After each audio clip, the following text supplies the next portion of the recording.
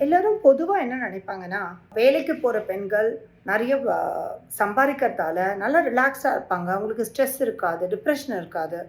அப்படித்தானே நினைப்பாங்க? அதாவது வீட்ல இருக்கக்கூடிய பெண்கள் இன்னும் கொஞ்சம் அவங்களுக்கு ஸ்ட்ரெஸ், டிப்ரஷன் இருக்கும். ஏன்னா, அவங்க சம்பாதிக்க மாட்றாங்க. அப்படின்னு தானே ஒரு பொதுவான ஒரு கருத்து இருக்கும்.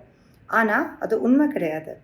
இப்ப நம்ம கார்ப்பரேட் எம்ப்ளாயீஸ்ல பார்த்தீங்கன்னா, பெண்களுக்கு ஆல்மோஸ்ட் 80% பெண்களுக்கு ஏதோ ஒரு மன அழுத்தமோ, மனப்பதட்டமோ, மனசோர்வு ஏதோ ஒரு மனம் சம்பந்தப்பட்ட பிரச்சனை இருக்குது.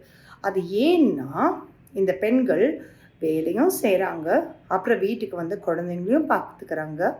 அது தவிர சமையல் செய்றாங்க. பெரியவங்கள பார்த்துக்கிறாங்க. ஸோ இத நம்ப ஆங்கிலத்தில டபுள் பர்டன் அப்படின்னு சொல்லுவோம். ஸோ பெண்களுக்கு இது பெரிய அளவுல பாதிப்ப உண்டாக்குது. அதாவது நம்ம கரண்டிய பிடுங்கிட்டு தான் புத்தகத்த குடுத்துருக்க வேண்டும். ஆனா, கரண்டியும் குடுத்துட்டு, புத்தகத்தையும் குடுத்துருக்கோம் இல்லையா? அதனால தான் இந்த பிரச்சனை.